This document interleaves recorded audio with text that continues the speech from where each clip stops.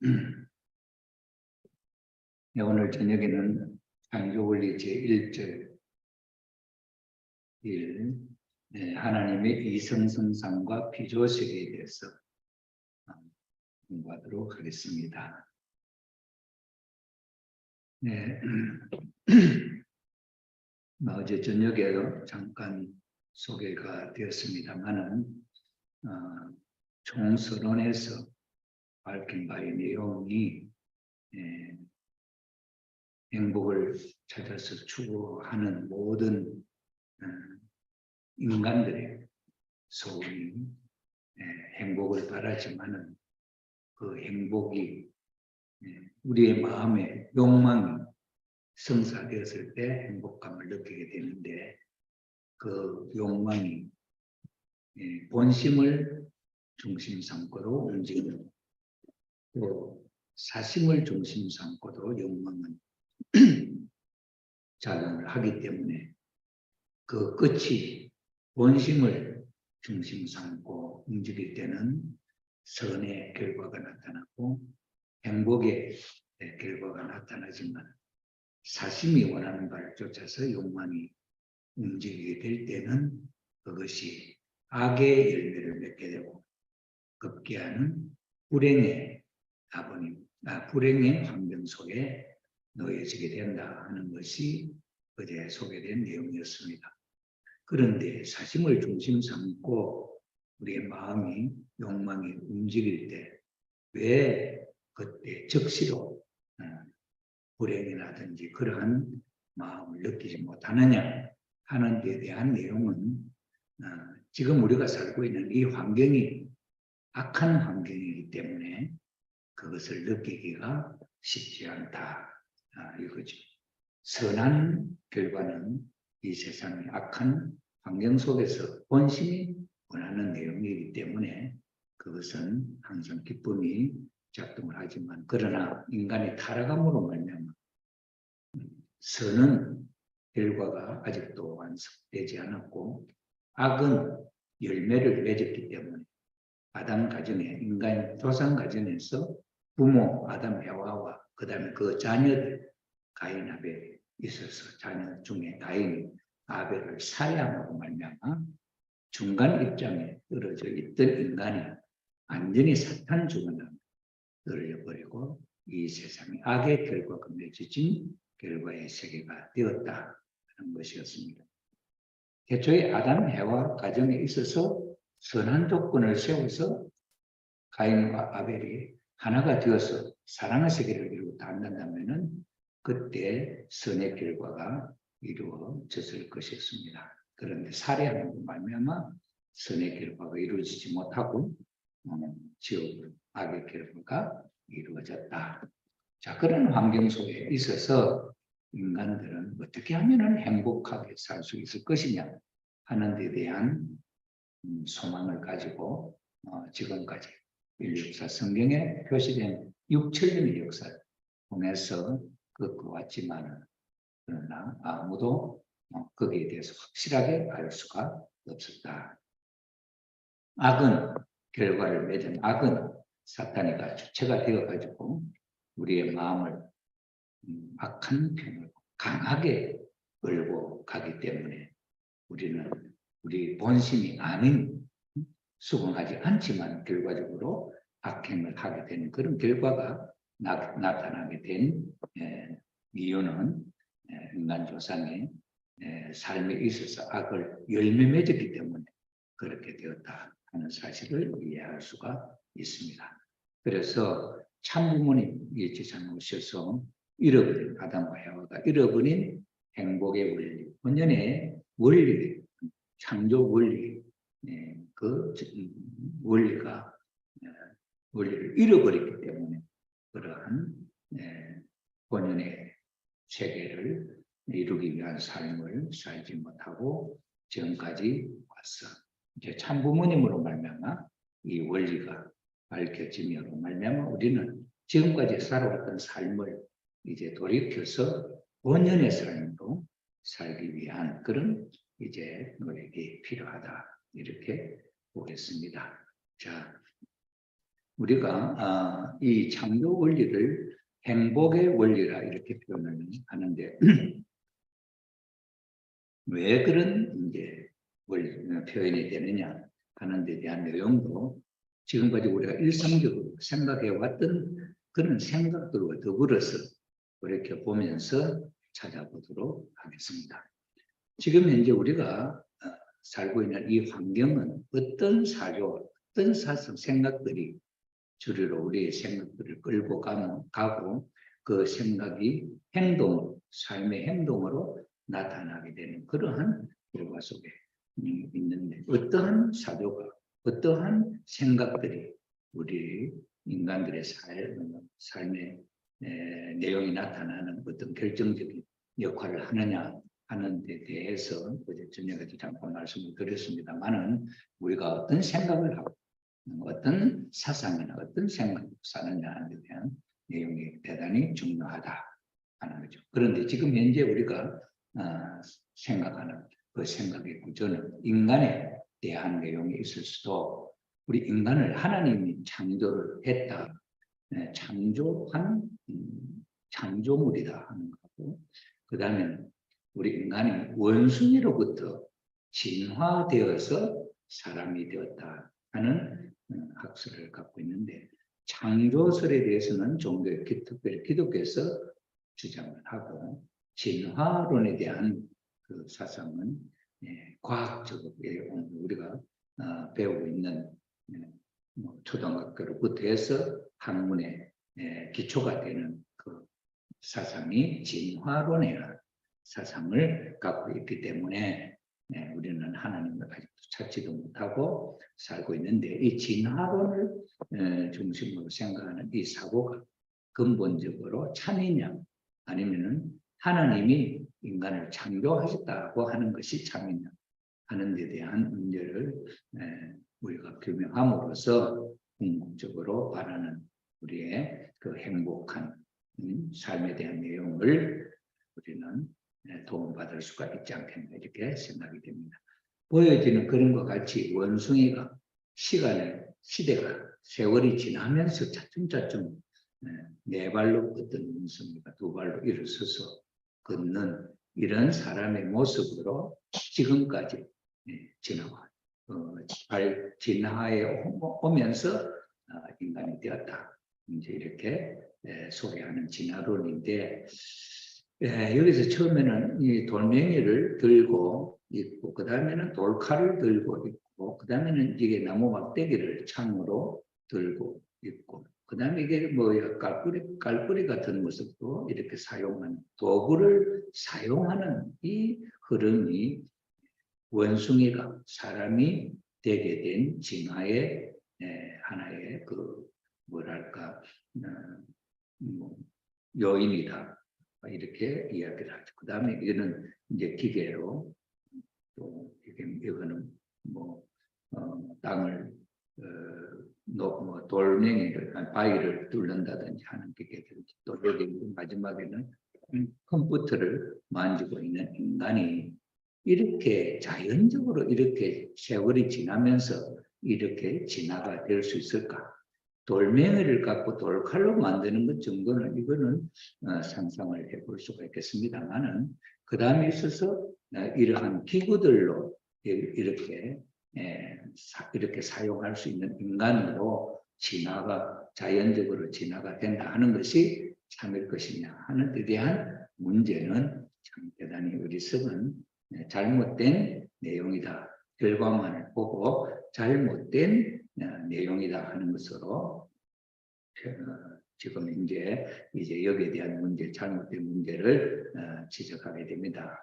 첫째로 우리가 볼 수 있는 게 동물이 자연스럽게 이렇게 시간이 지나면서 자연적으로 진화될 수 있느냐 하는 데 대한 의문점을 드러낼 수 있는 것은 첫째, 인간은 부끄러움을 안다 하는 거죠. 근데 짐승, 동물들은 부끄러움을 아느냐 할 때 동물들은 부끄러움을 모르지요.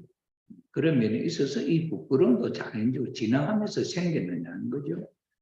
그다음 인격, 존엄, 영성 적은지심, 뭐 윤리도덕, 희생봉사, 참사랑 뭐 이런 것은 하나의 좀 뭐랄까 좀 추상적인 하나의 그 내용인데, 예를 들어서 남자와 여자가 사람은 남자와 여자가 있지 않습니까? 동물도 남자, 수컷하는 것이 있고 이렇게 되어 있는데, 진화론에 의해서 남자와 여자가 어떻게 생겨났느냐, 그것은 무슨 필요에 의해서, 어떤 경우에 의해서 남자와 여자가 생겨나게 되느냐, 그것도 자연적으로 진화를 했느냐, 여기에 대해서 어느 것도 진화론을 주장하는 사람들은 여기에 대한 답을 할 수가 없는 입장이다 하는 것이 그런 면이 있어서 이것은 진화론이 참으로 과학적이냐 할 때 대해서 아직도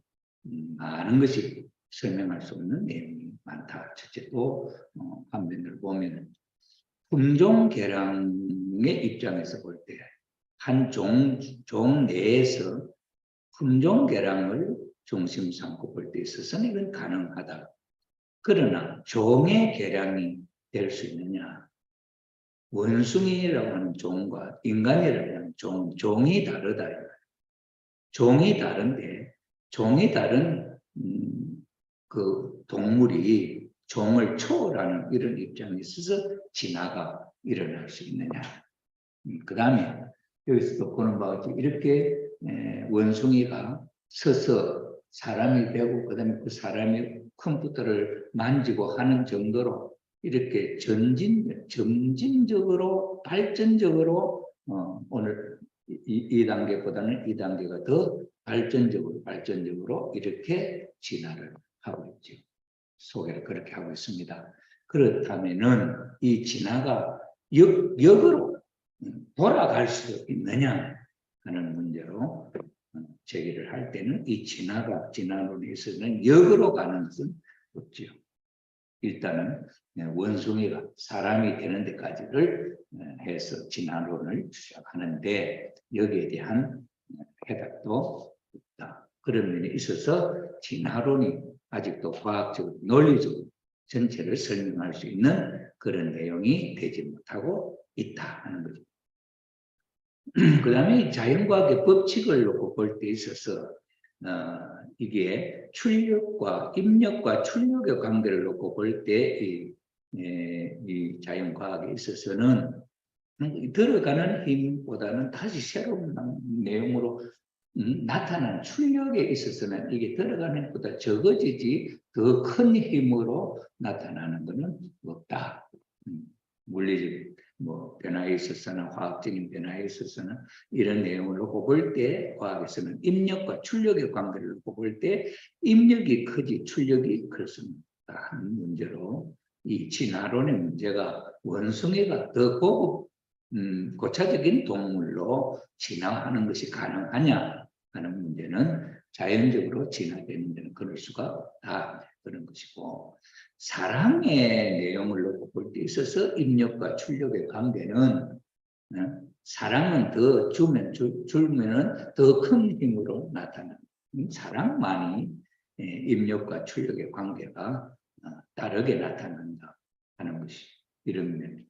그 다음에 그게 이제 자연과학의 법칙에서 새 것이 나오려면 새로운 힘, 예를 들어서 이상이라든지 기술이라든지 이것이 더 투입이 되어 가지고 새로운 것으로 발전해서 나오게 되죠. 이런 면에 있어서 볼 때 있어서도 진화론의 문제가 이 문제를 해결해 설명을 해주지 못하고 있는 부분이고, 모든 존재가 상상으로 존재한다. 이 상상으로 존재하는 이유는 진화론이 설명을 못하고 있다. 왜 상상으로 존재를 하느냐? 그것은 사랑하기 위해서, 번식하기 위해서, 생존 때문에 이렇게 양성, 음성, 남성, 여성 또는 수컷, 암컷, 수술, 암술이라든 이런 것이 있게 되는데, 이 문제를 진화론으로서는 설명을 할 수가 없다. 그렇기 때문에 이 진화론은 결과를 보고 착각을 합니다. 결과를 보고 이렇게 추상적으로 생각을 해서 만들어낸 학설이지, 이것이 어떠한 실험 방법을 통해서 다시 한번 재현해서 그렇게 될 수 있는 그런 과학적인 추론이나 결론이 아니다 하는 면이 있어서 진화론이 틀렸다 하는 것을 이야기하고 있습니다. 전에 우리가 원래 강의할 때 있어서는 그 자동차에 대한 예를 이렇게 들었어요.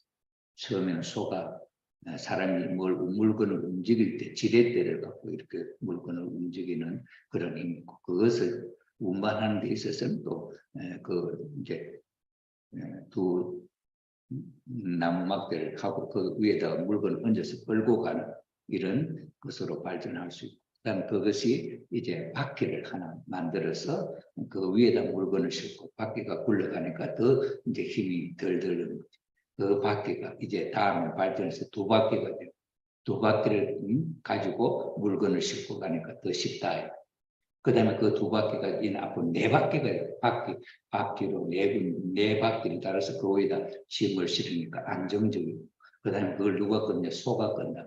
소가 끌고 또는 말이 끌고 짐승이 끌고 이럴 때 이 물건을 운반하는 그 과정의 변화가 처음에는 사람이 들고 가던 것을, 아니면 그 다음에 이제 막대기 이런 걸 이용해서 그 다음에 운반하는 것을 이렇게 차츰차츰 발전을 하면서 네 바퀴 끄는 우마차, 소가 끄는 그 마차라는 이것이, 그 다음에는 뭐가 생기느냐? 소가 끌던 이제 엔진이 끄는 걸로 이제 바뀌지. 그 다음 그 엔진도 처음에는 뭐 전기 엔진, 그 다음에 가솔린 엔진으로 바뀌고, 그 다음에 요즘과 같이 이제 자동차가 이제 나왔는데, 그것도 마티스 같은 자동차가 자연적으로 이제는 뭐 또 좀 스타렉스나 이런 걸 좀 커지고, 그 다음에는 이제 제니시스나 이런 것으로, 그 다음에는 뭐 벤츠나 이런 고급의 종류로 이게 자연적으로 이렇게 변했다고 할 수가 있겠느냐? 어느 날 이 지구상의 인류가 멸망을 해버리고 그런 흔적들이 하나하나 남아 있어가지고 그 어느 후손이 그것을 하나하나 발견해가지고 이 자동차가 생기기까지는 이런 과정을 거쳐서 자연적으로 진화되어 왔다, 이렇게 말할 수 있겠느냐 하느냐.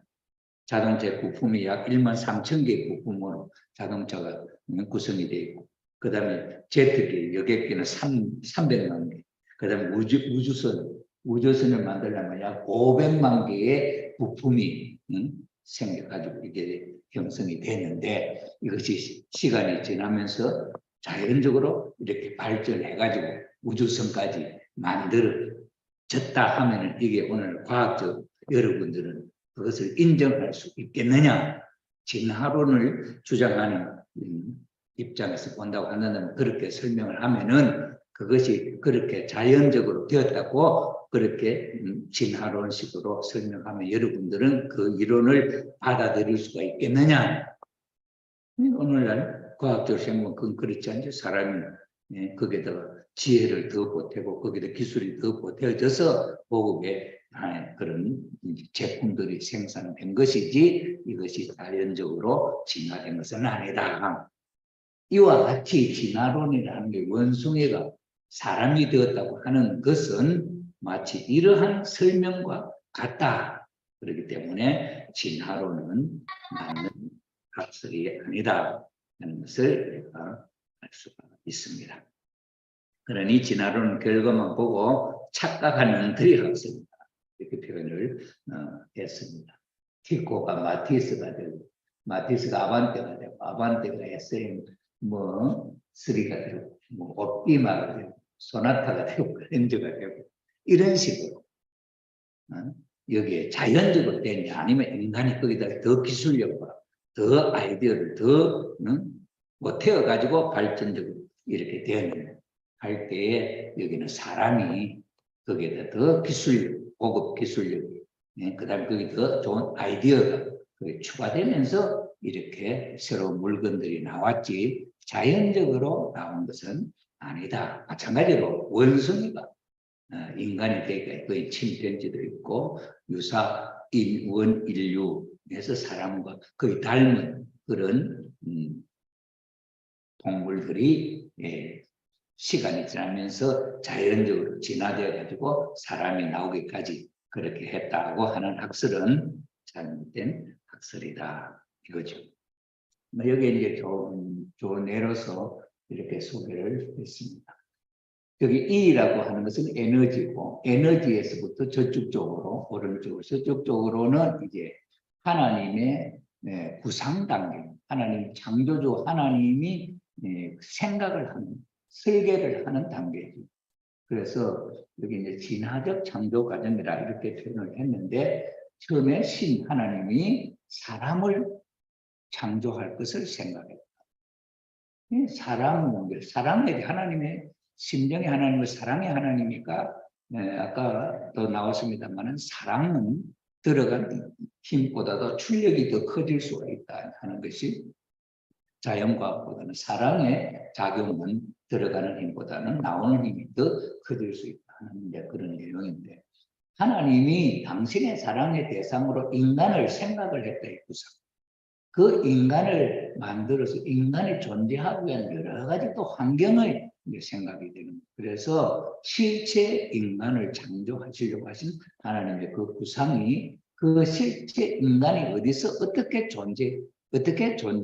사느냐 하는 것을 하나님이 생각을 하시고 그럴 때 이 하나님과 같이 그런 존재가 아닌 유기체로서 실체로서 살아가기 위한 여러 가지 조건들이 다 생각해요. 그래서 동물, 식물, 광물, 사람은 먹고 살아야 되는 것까지, 그 다음에 먹으면서 그 다음에 배설하고 하는 이런 생리적인 기관까지, 그럴 때 그 소화되는 과정에 있어서 여러 가지 이런 것들을 생각할 때 기본적으로 분자, 원자까지, 소립자까지, 에너지까지, 이런 과정이 하나하나 하나님의 구상으로 저렇게 세심하게 되어져서 그 구상이 실체로 나타나기에는 그 반대로 이제 에너지가 소립자가 되고 소립자가 원자가 분자가 식물, 동물 이렇게 해서 인간이 나타나기까지 점진적으로 생각을 했던 내용이 나타나는 환경 속에는 저렇게 기본적인 내용으로부터 창조가 되었다. 이렇게 소개를 할 수가 있죠. 이게 이제 진화적 창조 과정이다. 창조도 하나님이 왜 그런 진화가 필요하냐 할 때에 그 인간이 살 수 있는 기반으로서 준비가 되어져 했기 때문에 그렇게 구체적으로 생겨나고 또 실질적으로 인간이 이 땅에 살 수 있는 땅이라고 하는 것이 생겨나는 데 있어서 하나님 땅덩어리 그냥 막 하나님이 도깨비 방망이를 가지고 이 세상을 나오라 하면 뚝 나오는 그런 게 아니고 그러니 빅뱅으로부터 예를 들면 빅뱅으로부터 원소, 수소가 만들어지면서 그것이 또 반응을 하면서 해lum이나 이래가지고 각가지 원자가 생겨나는 과정도 그런 과정을 경과하면서 수천억 년, 수백 광년을 지나면서 이제 지구, 땅덩어리 지구가 이 우주의 모든 은하계에 별들이 생겨나는 그런 과정이 있고 그 땅덩어리에서 또 이제 물이 생기고 물이 또 입계가 생기면서 식물이 생기고 하는 이런 과정에 점차적으로 그런 사람이 살 수 있는 환경을 만들어 나가는데 하나님은 수천억의 세월이 지나갔다. 그렇다고 하면 우리가 생각해 볼 때 인간 하나를 만들기 위해서 그 수천억의 시간들이 지나갈 때 얼마나 지루했겠느냐 이렇게 생각해 보면 하나님은 지루하지 않는다. 왜 그러냐? 사랑하는 인간이 행복하게 살 수 있는 환경을 만드는 부모의 마음은 하나하나 준비하는 그 단계가 행복하고 기쁜 단계지 그것이 지루하다든지 그것이 어렵다든지 힘겹다든지 그런 것은 아니다. 예를 들어서 엄마가 아기를 갖게 되면 그 아기가 생겼을 때는 그렇게 준비하지 않지만은 이제 곧 태어날 때가 되면은 아기가 태어나면 사용할 수 있는 여러 가지 준비물들을 미리 준비하잖아요. 그래가지고 아기가 태어나면 태내고 그다음에 태어났을 때 바로 입는 옷도 준비했다가 바로 입히고 이렇게 하는 것처럼 하나님도 인간을 창조하기 위해서 하나하나 창조한 그 내용이 마치 진화 그런 식으로 생각할 정도로 자연적으로 그렇게 생긴 것 같이 결과적으로 보이는 것이지 실질적으로는 하나님 하나를 창조하셨다. 근데 원숭이하고 사람하고는 종이 다른 것이 그것이 차츰차츰 진화 발전하듯 진화해가지고 원숭이가 사람 힘은 아니다. 그렇다 한다면 원숭이는 없어지고 사람만 있어야 한다든지 이렇게 되지. 원숭이는 원숭이인데 그대로 수천 년 지나오면서 그대로 있고 그 다음 중간 단계가 계속적으로 생겨나면서 있었다는 그런 것이 있냐. 사람이 또 다음에는 뭐로 진화할 거냐 하는 데 대한 답은 없잖아요. 그죠? 왜 거기서 끝났냐는 거죠. 진화가 왜 멈췄느냐. 이런 면에서 볼 때 있어서 진화라고 하는 것은 그들이 하는 식으로 어떤 방향성이 있었고 어떤 목적이 있었다. 진화가 사람이 되는 데까지 진화를 설명하지. 사람 다음에 사람이 뭐가 된다. 그건 없지 않느냐. 그들은 왜 사람이 되는 데까지 방향이 그 방향으로 발전했다고 하는 이것은 하나님이 점진적으로 간단한 것으로부터 복잡한 것을 만들어 놓은 창조 과정이 그런 과정을 거쳐왔기 때문에 그렇게 보인 것이지 실질적으로 진화가 아니다. 그래서 진화적 창조 과정을 보고 그렇게 말할 수 있다는 것을 우리가 알 수가 있습니다. 무형의 하나님의 신성을 우리는 어떻게 알 수 있는가? 하나님이 계시다 하는 것을 이 창조 원리, 우리 통일 원리는 다른 학설과 다른 것에 이제 우리 원리도 처음에 소개 어떤 진리라고 하는 것은 처음부터 진리가 되는 것이 아니고 가설을 합니다. 그래서 가정을 해가지고 이것이 있고 그 다음 단계 있고 그 다음 단계 그 다음 단계 거쳐서 이것이 나온다. 이것이 논리적으로 이것에서 그 과정 하나하나가 이론적으로 어떤 비약이 없이 논리적으로 설명되어질 수 있을 때 그래서 이 시작되었던 이 내용이 진리로 받아들여지게 되는 겁니다. 그래서 우리 통일 원리는 진화로는 나타난 결과를 쭉 관계를 보아서 진화되었다 이렇게 하는데 우리 통일 원리는 이제 귀납적 방법이 있고 연역적 방법이 있습니다. 진리를 증명하는 방법이 이 통일 원리는 연역적 방법으로 소개를 하는 그런 형태를 갖추고 있습니다. 하나님이 계셔서 하나님이 어떤 뭘 창조를 이상하셨고 그 하나님이 창조 이상한 그 내용을 구체적으로 이렇게 창조를 해서 마지막에 하나님의 사람 대상으로서 인간을 창조하려고 했다 하는 그 과정의 흐름을 이제 소개를 하죠. 그래서 하나님이 계시다고 한다면은 하나님은 어떻게 계시고 그다음에 어떻게 존재하고 하는 데 대한 내용을 이치적으로 쭉 설명을 한다. 그래서 그 설명을 해서 그 설명이 논리적으로 문제가 없다. 이럴 때 진리로 받아들여지게 되는 것이죠. 자, 그런 면에 있어서 하나님이 태초에 계셨다. 그 하나님이 창조주이고 그 하나님이 원인자였었다. 그 원인자에 의해서 이 모든 피조세계가 창조됐다 하는 그런 입장이 있어서 소개하는 것이 창조 원리입니다. 그래서 처음에 하나님이 계시느냐 아니 계시느냐 하는 문제를 소개를 하는 것이 특색이다.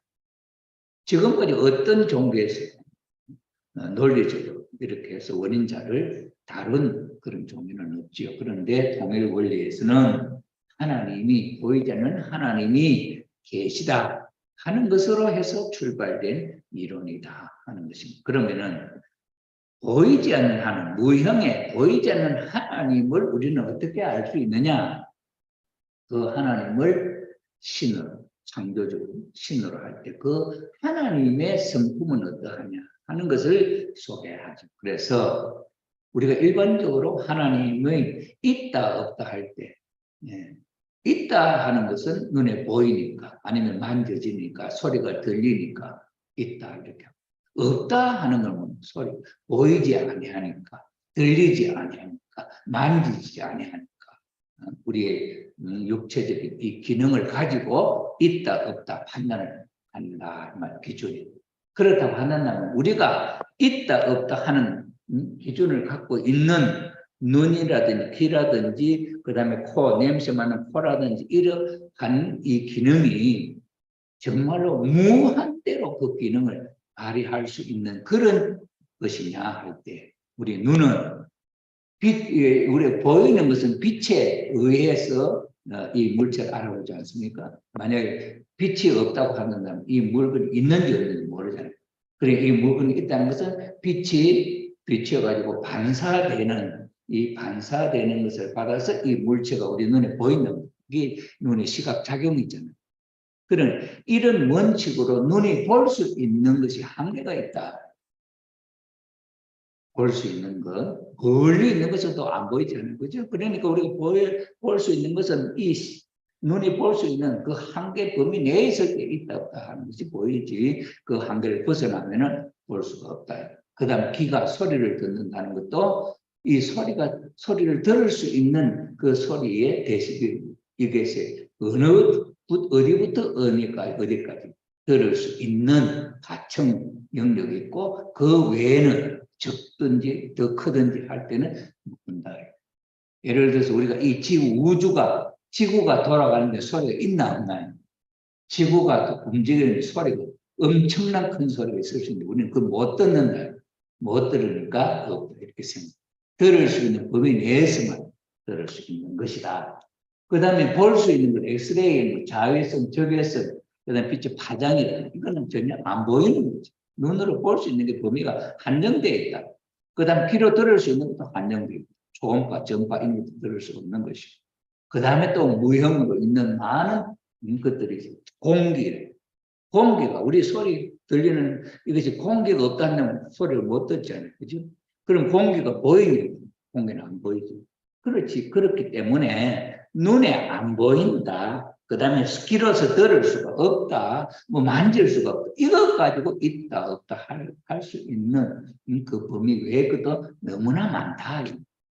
이런 면에 있어서 보이지 아니하지만 하나님이 계시다 하는 것은 이런 면에 있어서 옛날에는 이런 과학이 발달하기 전에는 보이는 것으로 예를 들어서 이 지금은 둥글다 이렇게 과학적으로 모든 사람이 다 믿죠. 그러나 갈릴레오는 망원경을 만들기 전에는 이 지구가 평평한 줄 알아요.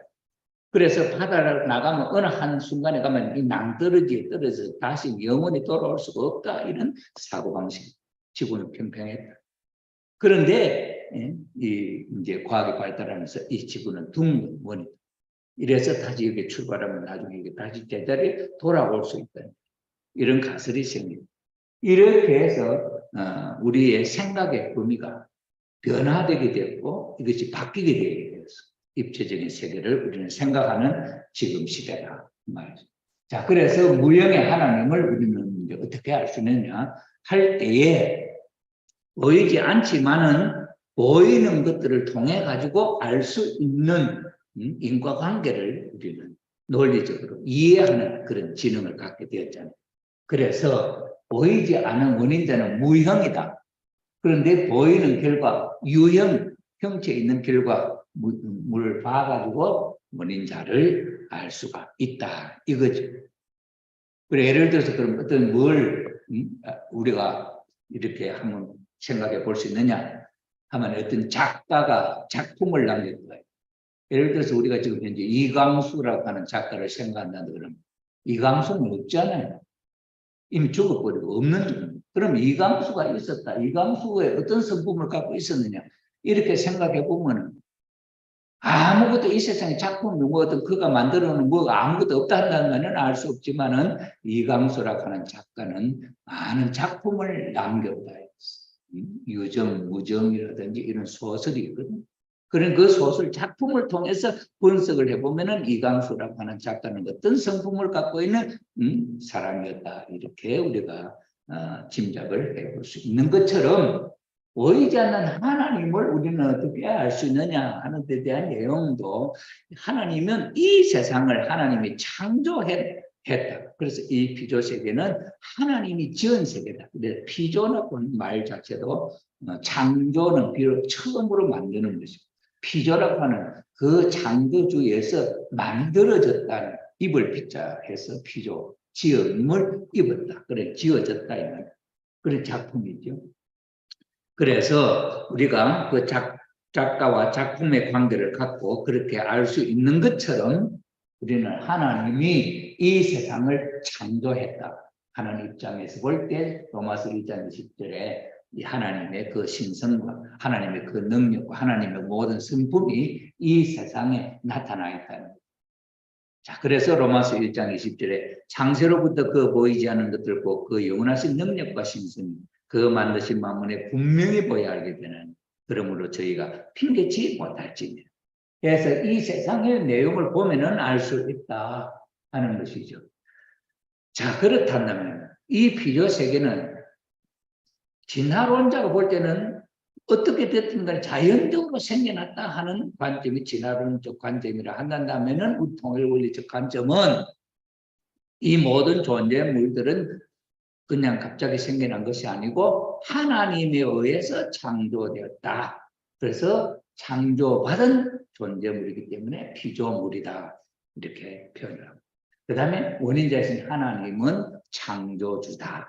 이렇게 이제 표현을 합니다. 그러면 하나님의 그 성품을 이 피조세계를 보아서 알 수 있다고 하는 그 내용을 놓고 볼 때 하나님이 만든 이 세상에 존재물을 크게 카테고리로 분류를 해볼 때 인간, 사람, 인간계가 있고 동물계가 있고 식물계가 있고 그 다음에 광물 분자에서 광물계가 있고 그 광물계를 더 분해를 하니 원자, 소립자로 해서 이 모든 광물계가 형성이 되어 있다. 결과물.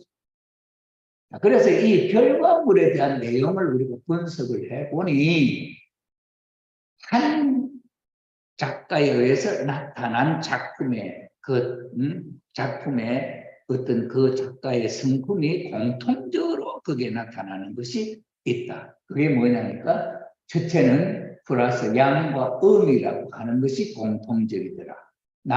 인간에 있어서는 플러스 마이너스라면 양성, 음성, 남자, 여자, 동물도 수컷, 암컷, 식물도 수술함수, 분자는 양, 이온, 음이온. 그 다음에 원자도 그렇고 소립자. 그래서 이 세상에 나타난 이 모든 결과물에 공통적으로 나타나는 성품이 저런 것이 있다. 그럼 이런 것이 저절로 저렇게 되었겠냐. 자연과학자들이 말하는 진화론식으로 말하면은 저렇게 저절로 저렇게 양과 음자, 남자, 여자가 저절로 되었겠냐 이거지. 그러니 이 에너지, 소립자는 또 에너지로 되어 있다 그러는데 에너지도 입자성과 파동성이라고 하면서 규명을 했다. 그래서 그 에너지에서 입자성, 파동에 의해서 또는 입자가 형성이 되고 하는 그 법칙을 자연과학자들이 이제 발견을 해내고 있는 상황입니다. 그래서 이 피조 세계에 공통적으로 나타난 이 성품들이 똑같이 모든 게 인간이나 동물이나 식물이나 모든 게 공통적으로 나타나는 것은 인간을 놓고 보면은 마음은 안 보이고 몸은 보이는 내외적 이런 성품이 모든 게 다 공통적으로 그 다음에 양과 음으로 있는 것, 그 다음에 내적인 외적인 것으로 되어 있는 이 성분들은 어떻게 해서 이 세상에 이렇게 공통적으로 나타날 수 있을까?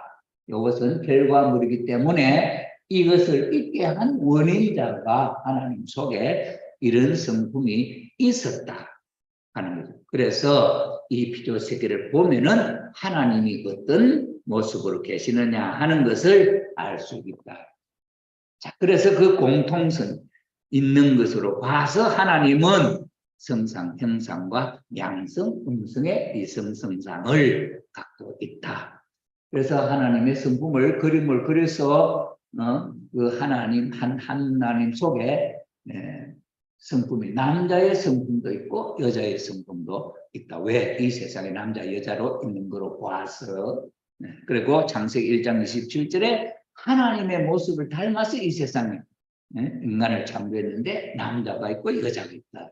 이런 거죠. 그래서 하나님 속에 남자 여자가 있었는데 이것을 이제 좀 더 사상적인 철학적인 이제 수로로 표현을 할 때에 하나님은 성상적인 부분과 형상적인 부분, 보이는 부분과 보이지 않는 부분, 내적인 면과 외적인 모양과 내적인 성품, 이것을 이제 성상 형상으로 표현을 했습니다. 그럼 성상 형상에 본자가 붙은 것은 뭐냐 하니까 이 피조물에 있어서 본래 원인자를 구분을 해서 표현을 할 때 하나님이 갖고 있는 성상 형상은 본 성상 형상이고 그것을 닮아서 이 피조 세계 모든 존재물들이 성상 형상으로 존재한다 이거죠. 자, 여기서 뭐야? 남자, 여자로 하고 마음, 몸으로 한 이 구조하고 성상, 형상으로 하고 양성, 음성을 표현한 이 구조하고 무슨 차이가 있을까? 생각은 전혀 다르죠. 여기는 남자, 여자가 크게 표현이 되고 마음과 몸으로 되어 있다 이렇게 표현을 했죠. 여기는 마음과 몸이 크게 나타나고 그 밑에 양음이 나타나죠. 그래서 이 남자, 여자 하는 것이 이게 주가 아니고 존재의 성품에서 마음과 몸이라고 하는 것이 주다. 그래서 하나님의 성품, 본 성상, 본 형상이 주인데 이것이 이 성상은 보이지 않는 부분이고 형상은 보이는 부분이에요. 에너지에서 말하면 요거는 입자성이라 한다면 요건 파동성이라 할 수 있겠죠. 이렇게 해서 하나님의 모습이 보이는데 그럼 양음이라고 하는 건 뭐냐 할 때 이 성상의 내용을 더욱더 구체화, 실체화 시키는 데 있어서 성품이다. 그래서 이것을 규정성 이렇게 이야기합니다. 사람에 있어서 하나님의 성품은 남자, 여자, 사람에 있어서 남자, 여자라고 하는 것은 남자, 여자라고 하는 것은 사람에 있어서의 차이점이에요. 남자는 뭐고 여자는 뭐냐 할 때. 양성 플러스 마이너스의 성품에 양성은 볼록 튀어나온 부분이고 음성은 오목 들어간 부분을 양음으로 그렇게 표현을 합니다.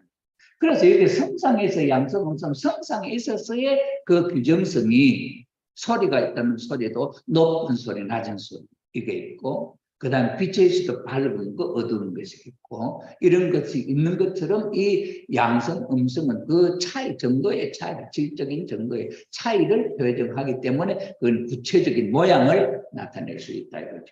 그래서 양성, 음성 이것은 규정성이고 성상, 형상이 더 본질적인 성품이다. 본 양성, 본 음성은 본 성상, 본 형상의 속성이다. 속성이라 하는 말은 구체적으로 그 내용의 모습을 규정하는 그런 성품을 갖고 있는 성질이다. 이런 거죠. 자, 그래서 성상과 형상의 관계는 내외적 원인과 결과, 주체와 대상, 종행의 관계. 성상, 형상의 저 관계성을 이해하는 것도 대단히 중요해요. 성상이 내적이고 형상은 외적이고 성상이 원인적이고 형상은 결과적이다 하는 마음과 몸의 관계가 원인과 결과의 관계다. 그 다음에는 주체와 대상의 관계고 종적, 행적 관계다 하는 것도 저 성품을 규정하는 그 내용을 구체적으로 소개하는 내용이 되죠. 그리고 양성, 음성의 관계는 어떤 관계가 있느냐 하니까 내적, 외적, 주체, 대상 이 관계밖에 없습니다. 더 본질적으로, 더 구체적으로 있는 게 성상, 형상이다 하는 것이죠. 자, 그래서 살아계신 하나님은 본성상과 본형상의 이성성상의 중화적 통일체, 중화적 통일체는 성상, 형상이 지금 우리 모습이 지금 내 육신의 모습으로 이렇게 나타나 있잖아요. 요 모습은 마음과 몸의 통일체다. 이렇게 모여요. 요 속에, 내 속에 성품도 있고, 모양, 겉으로 된 모양이 있죠. 모양하고 성품하고 이것이 하나로 통일되어 있다. 이게 통일체라고 하죠. 중화적 통일체라고 하는 표현이 성상에서 마음과 몸도 그렇게 하나로 모두어져서 통일체를 이루고 있다. 그 다음에 본성상과 본형상의 남성과 여성의 이성상상의 중화적 통일체로서 하늘 부모입니다. 또 이 말은 뭐냐면 그럼 나라고 하는 존재 속에 있어서 양성, 음성은 또 뭐냐? 네? 우리 속에 과학적으로 양성 호르몬, 음성 호르몬 또 하는 것도 있지요. 그 다음에는 구체적으로 코가 우뚝 솟아나는 요거는 양적인 부분이고, 그다음 콧구멍은 음적인 부분, 양음이 동시에 있잖아요. 그래서 나라고 하는 이 육체는 양성과 음성이 구체적으로 내 모양을 만들지만은 그러나 하나로 있다. 그것이 중화적 통일체라고 하는 표현의 이해가 되겠습니다. 그런 면에 있어서 하늘 부모님은 성상, 형상도 그렇게 나와갔지. 그 다음에 양성, 음성도 그런 면에 있어서 나타난 존재다. 그러면 그렇게 말을 하면은 또 한 가지 또 이제 남자, 여자와 그러면 중화적 통일체라고 생각해 볼 때는 또 그럼 어떻게 되느냐. 그럼 남자, 여자도 양성이 볼록 튀어나온 부분이 하나 더 많은 존재. 그 다음에 오목 들어간 부분이 하나 더 많은 존재, 사람 중에. 그 다음에 하나님 속에 오목 볼록이라고 하는 그 모양들이 있는데 하나님 속에는 하나로 되어 있고 그것을 밖으로 드러냈을 때 남자, 여자로 하나, 양이 하나 더 많은 존재, 음이 하나 더 많은 존재로 만들어서 실체로 만든 것이 남자, 여자, 수컷, 암컷이다. 그래 양음은 한테 어울려서 전체를 나타내는 모습이기 때문에 남자, 여자는 하나님 속에 있는 양성, 음성에 중화되어 하나로 통일되어 있던 부분을 분립을 해서 만들어진 존재다. 이렇게 조금 이제 표현이 설명이 아직도 완벽하게 되기가 좀 어렵습니다만은 그런 면에 있어서 우리가 이해를 해볼 수가 있습니다. 그건 왜 그러냐? 연계에 가보면은 예를 들어서 우리 노태민 장로님이 이제 지상에 계시다가 연계에 가셨고 지금 지상에서는 이제 노재 권사님하고 부부들 우리는 볼 때 남자 여자를 따로 돼 있잖아요. 근데 이게 이제 중화적 통일체라고 하는 것을 우리가 어떻게 이해하냐. 연계는 우리 아직 안 가봤기 때문에 가본 분에 의해서 참부모님이 설명을 할 때 연계에 가면 노태민 장모님을 딱 보면은 그 속까지 들여다보면 속에 노조의 권사님이 들어가 있습니다. 그런데 노조의 권사님이 밖에 드러나 있을 때 그 속에 들여다보면은 장모님이 그 속에 들어있다. 이건 우리가 지금 현실 세계에서는 이해하기 어려운 거지. 그런 연계에 갔을 때는 두 부분은 하나다. 그것이 하나님의 모습이다. 이렇게. 그 다음에 그렇다면 하나님 앞에 갈 때는 그럼 노태민 장로는 따로 있고 노재권은 따로 있냐? 그렇죠? 그런데 이제 이상은 선생님 돌아가시고 연계 메시지를 하면은 하나님이 이상은 선생님한테 아들아 잘 왔다 환영한다. 이상은 선생님 갔을 때 이상은 선생님 사모님 계실 때 사모님 먼저 돌아가시고 그 다음에 이 두 분이 하나님 앞에 인사를 드린다 할 때가 어떤 때냐니까 사모님하고 이상은 선생님 사랑으로 하나 되었을 때 그때 하나님과 만나는 점이다 이렇게 표현을 한 것으로 봤습니다. 그럼 그 부부가 일체 하나의 모습이다. 두 분이 자 그래서 하늘 부모님을 닮아 피조세계를 창조하시고 인간을 자녀로 창조하신 인간의 부모님 하늘 부모님이시다. 네. 그 다음에 무신론의 잔악상 공산주의 60년 역사에 1억 5천만 명을 살인을 했다. 소련이 7천만 명, 중국이 6,700만 명, 캄보디아가 300만 명, 기타 지역에서 1천만 명. 이게 프랑스 르피가로지가 1977년 11월 18일자 보도에 약 1억 5천만 명, 1억 5천만 명이라는 이 전적 1억 5천만 명이 뭐예요? 1억 5천만 명을 60년간 죽인다면 10분마다 44명씩 죽여야 1억 5천만을 60년간 죽이는 이게 무슨 표현을 하려고 이 PPT 만든 분이 어떻게 했는지 모르겠는데 무신론의 잔악상 이렇게 사람을 죽이고도 존재하는 그 사상, 생각을 가진 그 사람들은 그 이론이 무신론이고 하나님을 믿지 아니하기 때문에 저렇게 할 수도 있다. 저렇게 죽였다. 그렇다면은 우리 자유민주주의에 있어서 사람을 저렇게 죽여낼 수 있겠냐? 한 사람을 죽이고도 양심의 가책을 7명을 죽이고도 양심의 가책. 고재봉이라는 사람 일가족 8명을 죽였던 걸 보기로 죽이고 보니까 자기가 죽일 원수가 아니고 다른 사람을 죽였더라는 거지, 고재봉이. 그래, 다른 사람을 죽였으니까 얼마나 양심의 가책이 되겠어. 자기가 죽일 원수를 죽이려고 작정을 했는데 가보니까 그날, 그 전날 이사를 가버린 거야. 그리고 이사를 들어온 가족이 꼭 8가족이 딱 새로 들어왔는데, 그리고 고재봉이는 이사 가고 온 줄 모르니까 그 사람을 죽였는데, 다음날 보니까 자기가 죽은 사람, 엉뚱한 사람을 죽였더라는 거예요.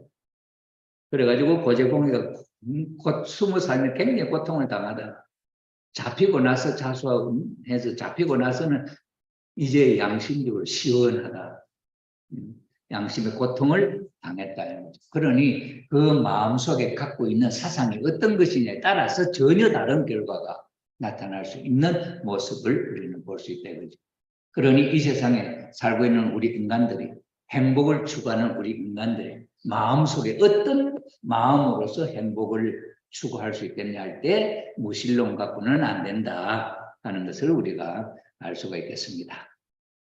자, 하늘 부모님과 이게 이제 새로운 수를 원리에 적용을 했어요. 옛날에는 하나님과 피조sek의 관계였는데 참부모님께서 이제 어머님이 하늘 부모님, 하나님은 하늘 부모님이다 이렇게 했죠. 그래서 하나님 이것은 하늘 부모님으로 바꿨습니다. 하늘 부모님과 피조세계와의 관계, 이걸 이제 지금까지 소개했던 내용을 놓고 볼 때 하늘 부모님은 어떤 속성을 갖고 있냐? 성상, 형상, 보이는 부분과 보이지 않는 부분. 보이지 않는 하나님 속에 무슨 또 보이는 부분이 있고 안 보이는 부분이 있냐? 이렇게 또 우리가 생각할 수 있겠죠. 그러니 그 보이지 않는 하나님도 실체다.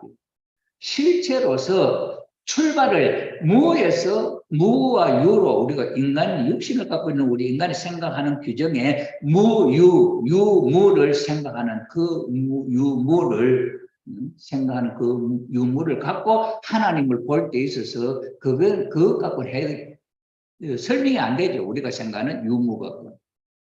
그리고 우리 영인체는 지금 우리 눈에 안 보이니까 무라 하고 우리 보이는 육신을 유라 한다면 그거는 내가 지금 알고 있는 지식 갖고 표현하는 것이지 영계에 가서 보면은 내 영인체 육신하고 또 유다 줍니다. 그렇죠. 그 다음에 영인체 속에서 또 성상 형상이 생심하고 영체. 그럼 그 생심은 또 뭐야? 영인체는 유고.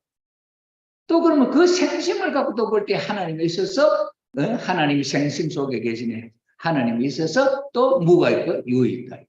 그게 무유의 성상 형상의 내용의 원인점이다. 그래서 이 세상의 성상은 이 세상의 마음으로 나타날 수 있는 모든 것의 원인적인 거죠. 그 다음에 형상이라고 하는 것은 이 세상에 나타날 수 있는 모든 물질적인 보이는 것들의 원인적인 겁니다. 저기서부터 이렇게 나왔다. 그러니 이 유무가 그럼 어디서부터 하나님 속에 한 곳에 들어있었다 이거죠. 이렇게 소개를 됐습니다.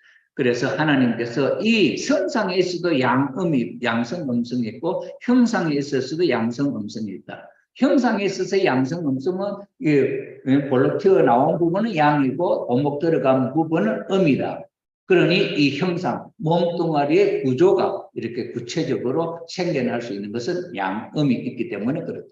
그 다음에 성상에 있어서 양음은 뭐였냐? 밝은 마음, 어두운 마음. 그 다음에 높은 소리, 낮은 소리. 이것이 양음이 그 성상을 규정하는 그런 것으로 원인자가 갖고 있다.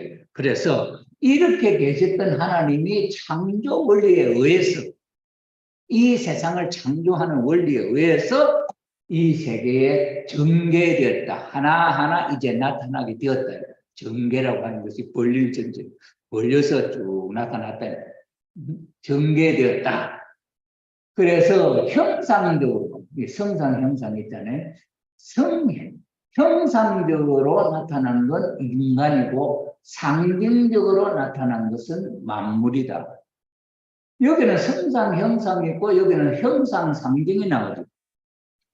여기는 이제 형상적으로 볼 때 하나님 이 원인자에 있어서 모양으로 볼 때 제일 많이 닮은 존재는 인간이고, 이 하나님 존재에 대해서 이거는 모양을 구체적으로 닮지 않고 그 성질을 닮고 그 성품을 닮았다. 이걸 상징적이라고 그래요. 예를 들어서 대한민국의 형상이라면 지도는 형상, 닮은 모습이죠. 그러면 대한민국을 상징하는 건 뭐예요? 그거는 태극기라든지 그다음에 무궁화 우리가 대한민국을 상징하는 국화, 무궁화 그다음에 이런 거 정했잖아요. 그런 면에 있어서 비유로 설명을 하면 그렇다. 그래서 하나님이 설계도 구상을 하셨던 내용이 이 창조 원리는 설계도에 의해서 실질적으로 실질적으로 나타난 것이 이렇다. 그래서 하나님의 성품에 인간도 성상 형상을 갖고 있고 만물도 성상 형상을 갖고 있고 왜 다 닮았으니까 그 다음에 거기서 성상의 양념이 있고 형상의 양념이 있고 이 만물에서도 성상의 양념이 있고 형상의 양념이 있다. 이 형상의 양념이라 하는 거하고 남자 여자하고는 또 좀 다르죠. 인간에 있어서 형상은 몸뚱아리 아닙니까? 몸에 있어서 양성, 음성은 내 양음은 코가 이렇게 우뚝 서서 나고 그다음 손등은 양이고 손바닥은 음이다. 이렇게 양음을 표현했단 말이에요. 그래 그 양음하고 남자 여자하고 뭐냐? 질적으로, 양적으로 플러스가 하나 더 많은 것은 남자가 돼요. 마이너스가 하나 더 오목 들어간 부분이 많은 것은 여자가 돼요. 그렇게 양적으로 남자 여자가 그렇게 차이가 난다. 수컷 암컷도 마찬가지죠. 모든 것이 그런 입장에 있어서 이해되어질 수 있는 내용이다. 그래서 인간과 만물은 하나님을 닮았기 때문에 진리체다. 진리라는 건 변하지 않는 거죠. 유일무이한 그런 거 아닙니까? 그래 하나님은 유일무이하시고 영원하십니다. 그 하나님의 성품을 그대로 닮아서 나타난 개성이 나타난 존재이기 때문에 인간은 형상적 개성 진리체, 그 다음에 만물은 상징적 개성 진리체 이렇게 표현을 하고 그 다음에 이 인간과 만물은 연체 조직이다. 연체, 서로 연결되어서 존재하는 존재다. 이렇게 표현이 되었습니다. 자, 이런 관계를 놓고 볼 때 하나님의 성품, 그 다음에 성상, 형상, 하나님의 성상, 하나님은 성상적인 부분, 그 다음에 피조 만물을 놓고 볼 때에서는 형상적인 부분, 하나님은 내적인 부분, 이 피조 세계는 외적인 부분이고, 하나님은 원인적 부분이고, 이 피조 세계는 결과적 부분이고, 하나님은 주체적 부분이고, 이 피조 세계는 대상적 부분이고, 하나님은 종적이고, 이 피조 세계는 행적이다. 종과 행은 뭐냐? 종은 상하로, 그 다음에 행은 뭐냐? 수평으로 펼쳐지고.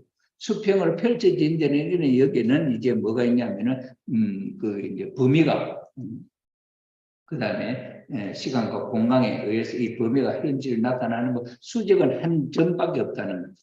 그 종적이라는 것은, 이거는, 이제, 종행에 가면 종되는 원인자로서 딱 하나로 고정되어 있고 행적인 것은 여러 가지로 펼쳐질 수 있는 그런 입장으로 해서 종행으로 그렇게 표현했습니다. 그래서 하나님과 피조물의 관계는 이렇게 되어 있다. 그 다음에 동양 철학의 전파는 동양 철학의 내용하고 창조 원리의 내용인데 동양 철학에서 보면은 이 우주의 원인을 태극으로 무극으로 봤어요. 이 태극은 또 양과 음으로 되어 있고, 그 다음에 이 양과 음으로 되어 있는 이 태극이 오행, 이 조화를 부리는 목화, 토, 금, 수라고 하는 이 오행에 의해서 구체적으로 이 만물 세계가 생겨나왔다 하는 게 동양 철학에서 소개하는 내용입니다. 그것을 원리적으로 이제 볼 때는 하나님이 양음으로 성상, 형상, 원양성, 본음성 이렇게 이제 계시가 있죠. 그것이 말씀, 로고스, 말씀을 통해서 이 세상의 모든 것이 피조물이 창조됐다. 창조된 그 모든 것은 이렇게 닮은 모습으로 나타난다. 여기에 이제 여기서 말하는 태극에서 모든 만물이 형성됐다 하는 이 내용 속에 연결되는 점이 이런 일량제 요 양음은 도는 말씀이다 이렇게 표현이 되어 있어요. 기억하게. 그럼 이 모습이 이 원인자에서 이 원인자가 양으로 음으로 되어 있었는데 이것이 도가 되고 도가 말씀이 됐다. 그러니 말씀에 의해서 이 세상이 창조되었다 하는 이 표현하고 하나님이 말씀으로 이 세상을 창조했다 하는 내용하고 같은 말을 하고 있다 하는 거죠. 그럼 여기서 이제 차이점이 뭐냐 할 때에 여기의 차이점은 이게 양법으로만 되어 있는 것을 표현했지 여기서는 뭐냐 성상 형상적 내용이 이게 더 중심적이에요. 이게 더 주력을 심정의 문제를 여기서 이제 갖고 있는데 여기서는 그 문제가 표현되지 않았다. 그저 양법만 나타냈죠. 이것이 동양 철학과 원리의 차이점이다 하는 것을 말씀을 드리겠습니다. 그다음 하나님과 인간의 관계는 부모와 자식의 관계다.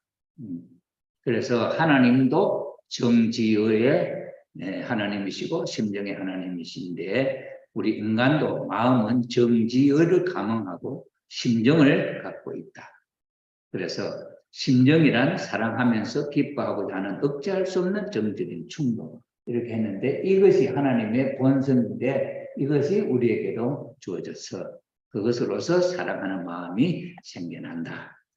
자, 그래서 한해 하늘 부모님, 서러우신 하늘 부모님, 불쌍하신 하늘 부모님 이렇게 지금 이제 이것까지 지금 이제 말씀하게 되는데 이게 왜 이런 말이 나올 수 있느냐 하니까 본래의 이러한 하나님과의 관계를 우리가 이루고 살지 못하고 지금은 우리는 하나님에 대해서 모르고 이 심정이라고 하는 것을 제대로 작동시키는 그런 존재가 못 돼서 하나님은 참 한이 하나님이 되셨고 서러운 하나님이 되셨고 불쌍하신 하나님이 되셨다. 왜? 이 관계를 누가 깨어났느냐? 사탄이가 깨어났지 않게 부셨잖아요. 그렇기 때문에 하나님은 참 하나의 하나님, 그 다음에 참스러우신 하나님이고 불쌍하신 하나님이다. 이걸 심정적 표현으로 이렇게 나타냈습니다. 그래서 하늘 부모님의 소원은 무엇이겠습니까? 우리 인간을 자녀로 찾는 것이겠죠. 그러면 우리 인간의 소원도 뭐겠습니까? 원인자신 하늘 부모님을 찾는 것이다 하는 것으로 이해할 수가 있겠습니다. 오늘 성상, 형상, 이성 성상을 중심 삼고 하나님에 대한 내용을 공부하게 됐습니다. 오늘 주음으로는 14분이 들어오셨습니다. 오늘도